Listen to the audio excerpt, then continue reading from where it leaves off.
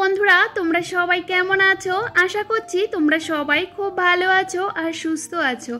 আমরাও কিন্তু বেশ ভালো আছি। আমার আরেকটি নতুন ভিডিওতে তোমাদের সবাইকে জানাই অনেক অনেক ভালোবাসা।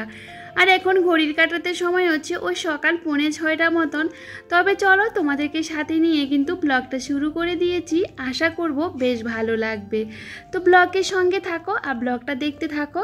আর এদিকে সকালবেলা ঘুম থেকে উঠে পড়েছিলাম অনেকটা আগে। কি বলো তো, সারা রাত ধরে এত পরিমাণে বৃষ্টি হয়েছিল, একদমই ভালো লাগছিল না। আজকে অনেকটা দিন ধরে প্রচুর পরিমাণে বৃষ্টি হয়।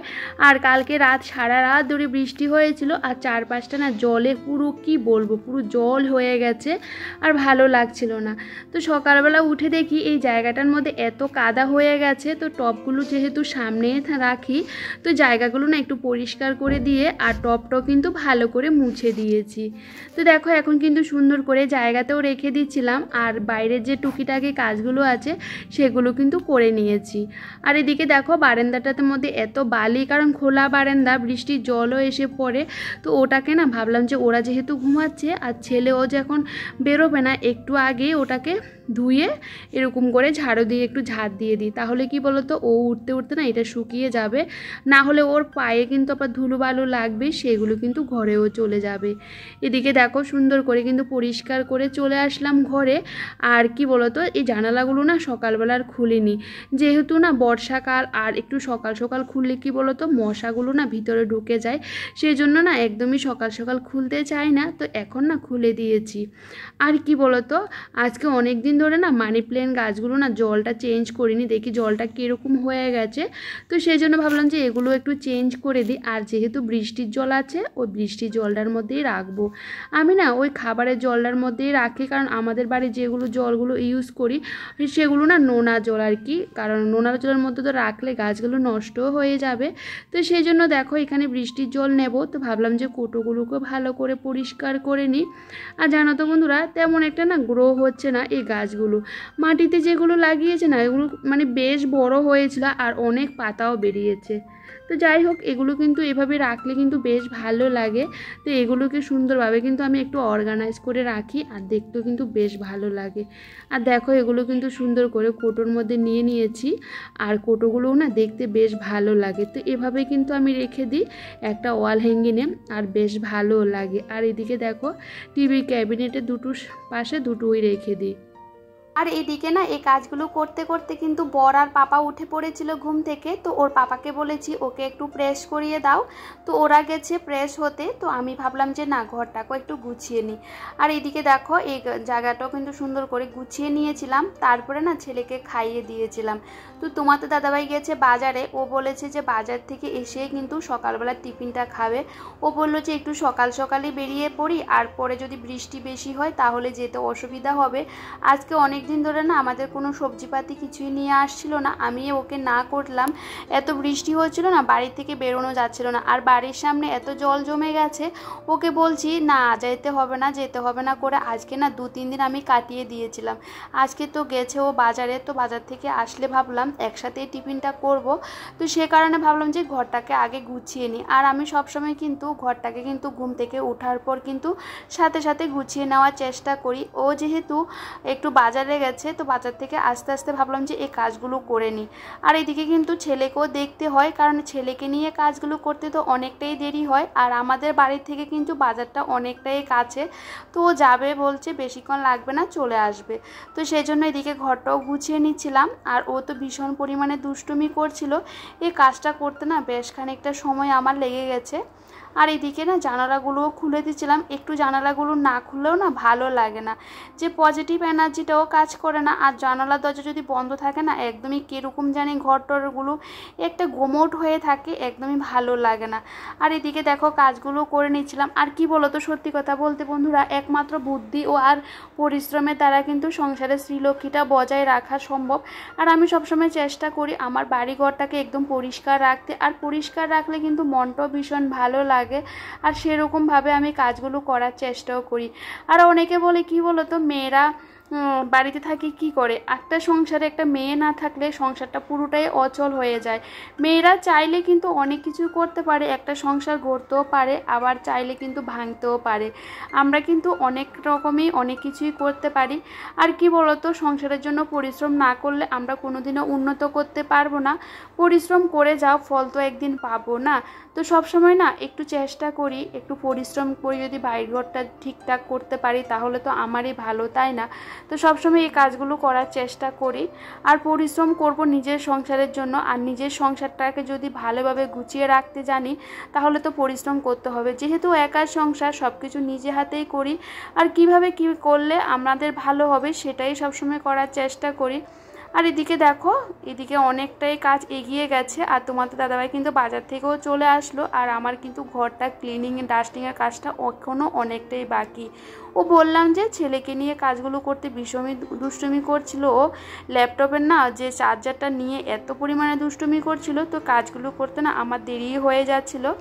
আর এদিকে দেখো টুকটুক করে কাজগুলো অনেকটাই এগিয়ে নিলাম। তো ভাবলাম যে না, ঘরটা ঝাড় দিয়ে হাত মুখ ধুয়ে তারপরে তোমার দাদাভাইকে টিফিনটা দেবো। আর এদিকে দেখো আমার কিন্তু ডাস্টিংয়ের কাজগুলো কমপ্লিট করে নিয়েছি। আর এখন না ঘরটাকে ঝাড় দিয়ে দিচ্ছিলাম। আর কি বলো তো বন্ধুরা, প্রত্যেক দিন রাতে কিন্তু আমি ঘুমানোর আগে আমার ঘরটাকে কিন্তু বিছানাপত্র ঝেড়ে ঘরটাকেও কিন্তু ঝাড় দিয়ে রাখি। আর সকালবেলাও দেখো কত নোংরা বেরোচ্ছে। আর কি বলো তো বন্ধুরা, যখন এই ফার্নিচারগুলো মুছি না, আর তোমরা তো মনে করো যে প্রত্যেক দিন ফার্নিচারগুলো মুছতে হয় কি না, কিন্তু মোছার পরে না এত পরিমাণে ধুলো নোংরা পড়ে কি বলবো। আর টিভিটার পেছনে না এত মাকড়সার জাল বেঁধেছিল, ওখান থেকেও না অনেকটা নোংরা পড়েছে। আর এখন দেখো অনেকটাই নোংরা বেরিয়েছে। তো এখন না ঘরটাকেও ভালো করে পরিষ্কার করে নিয়েছি। আর এখন না গা হাত পা না অনেকটাই হালকা লাগছিল। তো রাতেবেলা যে জামা কাপড়গুলো ওই ঘরে ছড়িয়ে দিয়েছিলাম সেগুলো কিন্তু শুকিয়ে গেছে, ছেলের কাঁথা ফ্যান এগুলো আর কি। তো এগুলো না এখন জায়গাতে রেখে দেব। আর জায়গার জিনিস জায়গাতে থাকলে কিন্তু অনেকটাই ভালো লাগে। তো এগুলো না আলাদা একটা জায়গার মধ্যে রাখবো, যখন রোদ উঠবে বাইরে তো তখন না একটু ছড়িয়ে দেব। যতই না পাকার নিচে জামা কাপড় শুকায় না কেন, একটু রোদে যদি না দিই না ভালো লাগে না। তো যদি রোদটা উঠে দেব, না হলে তো আর দিতে পারবো না। আর এদিকে দেখো এই কাজগুলো করে একটু ফ্রেশ হয়ে গেলাম। সকাল থেকে না নিজের চেহারাটা আয়নার সামনে দেখার সুযোগও হয় না। সবসময় ভাবি যে কিভাবে কাজগুলো কতক্ষণে কমপ্লিট করবো, এইসবই ভাবি।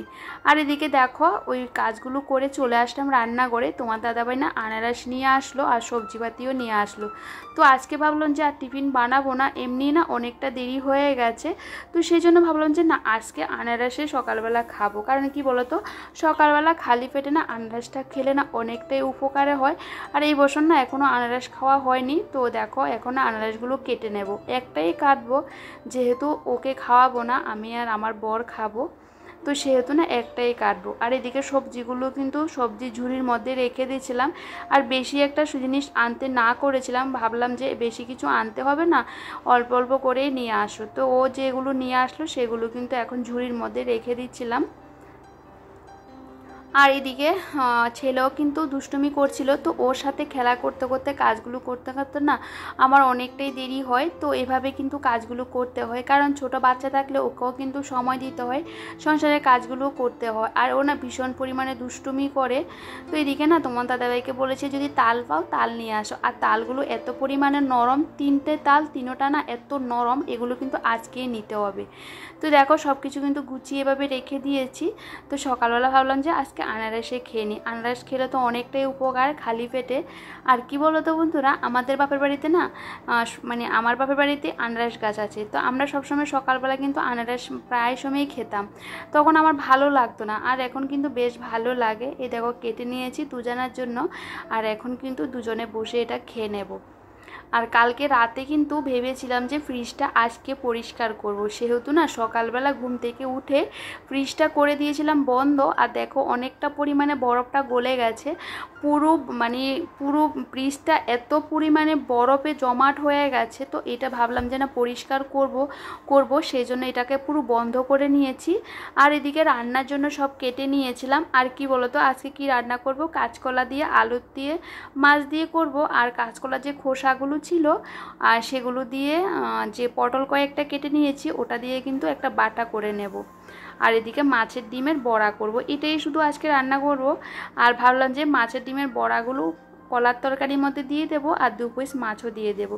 তাহলে এইভাবে কিন্তু আমরা সবসময় চেষ্টা করি কিভাবে সংসারটাকে করা যায়, সেভাবে কিন্তু রান্নাবান্না করারও চেষ্টা করি। আর এদিকে দেখো তোমার দাদাভাইকে বলছি যে তুমি একটু ফ্রিজটা তাহলে পরিষ্কার করে দাও, যেহেতু তুমি বাড়িতে আছো।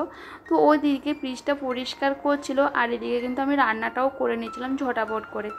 কারণ কি বলতো, সবসময় চেষ্টা করি টাইমের মধ্যে, ছোট বাচ্চা থাকলে ওটাকে খাওয়াতে হয়, সেই জন্য এদিকে রান্নাটা করছিলাম। আর এদিকে দেখো ফ্রিজটা থেকে বরফগুলো আমি কিন্তু ছাড়াচ্ছিলাম।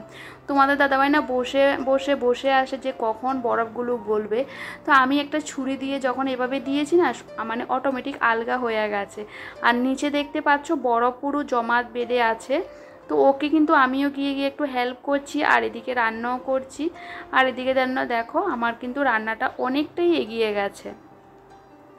আর এদিকে দেখো রান্না অলরেডি হয়ে গেছে। তো রান্না কি করেছি বলো তো, ওই বললাম যে কাঁচকলার আর পটল দিয়ে বাটা করেছিলাম, আর একটা তরকারি করেছিলাম, আর কয়েকটা যে মাছের ডিমে বড়া এগুলো রেখে দিয়েছিলাম। তো তোমার দাদাভাইকে বলছিলাম ফ্রিজটা যেহেতু পরিষ্কার করছো, সব পার্টসগুলো এক একটা করে খুলে এগুলোকে একটু পরিষ্কার করে নাও, তাহলে কিন্তু গুছিয়ে রাখলে দেখতেও বেশ ভালো লাগবে। আর এখন দেখো একদমই ক্লিনিং হয়ে গেছে আর সব জিনিসপত্র কিন্তু ভালো করে মুছে আবার কিন্তু জায়গাতে এভাবে রেখে দিচ্ছি। আর এদিকে দেখো খুব সুন্দর করে এখন গুছিয়ে নিয়েছিলাম। আর এখানে যে বাটারগুলো আছে না, এটা একটা কুটোর মধ্যে রাখতে হবে, কিন্তু আমার ঘরে কোনো ছোট কুটো নেই যে রাখবো। আর এখন দেখো বরফ টরফ সব কিছু ফেলে দিয়েছে আর দেখতেও একদম বেশ ভালো লাগছিল। না হলে কি বলতো, কোথাও যদি আমরা যাই না, ফ্রিজটা যখন বন্ধ করে যাই তখন না পুরো জলে পুরো ঘর ভর্তি হয়ে যায়। আর এখন কিন্তু এরকম করে পরিষ্কার করে নিয়েছি, আর এখন কিন্তু বন্ধ করলেও কিন্তু জলটা পড়বে না। আর এদিকে দেখো ভাবলাম যে ঘরটাকেও গুছিয়ে নিই, আর ছেলে যেহেতু এখানে খেলা করছিল, তো এখন না ঘরটাকেও গুছিয়ে নিচ্ছিলাম আস্তে আস্তে করে। আর আমার না এই ঘরে জানালাটার মধ্যে এত পরিমাণে পিঁপড়ে আসে, কি বলো তো বন্ধুরা, প্রত্যেকটা দিন এত পরিষ্কার করে রাখি, তারপরে ওই রুমে দুটো জানালার মধ্যে একটাও পিঁপড়ে নেই, কিন্তু ওই ঘরে জানালার মধ্যে প্রত্যেকটা দিন কিন্তু এরকমভাবে ঝাঁট দিতে হয়। কোথায় থেকে যে পিঁপড়ের লাইন আসে আমি বুঝতেই পারি না। তো যাই হোক, ওইগুলোকে কিন্তু সকাল বিকাল আমাকে ঝাঁট দিতে হয়। আর জানো তো বন্ধুরা, পিঁপড়ের যে চকগুলো আছে সেগুলো কিন্তু জানালার মধ্যে দিয়ে দিয়েছি, তারপরও না ওইগুলোও দেখি আসে। তো যাই হোক, এদিকে রান্নাবান্না সব কমপ্লিট করে নিয়েছি আর রান্নাঘরের কাজটাও কিন্তু একদমই গুছিয়ে নিয়েছি। বাসনপত্র অনেকক্ষণ আগে মেজে ঘষে কিন্তু জায়গাতে রেখে দিয়েছিলাম। তো ভাবলাম যে চান করার আগে এই তালগুলো নিয়ে নিই। জানো তো বন্ধুরা, এই তালগুলো না আজকেই নিতে হবে। তোমাদের তো বললাম 3টে তাল নিয়ে আসলো, 3টে তালে কিন্তু একদমই নরম, আজকে যদি রেখে দিই না এগুলো না নষ্ট হয়ে যাবে। তো দেখো তালগুলো কিন্তু নিয়ে নিয়েছি, অনেকটা কষ্ট হয়েছিল। তাড়াতাড়ি করে চানটা করে পুজোটা দিয়ে, আর দেখো এদিকে খাবারটাও রেডি করে নিয়েছি, ছেলেকে খাওয়াবো।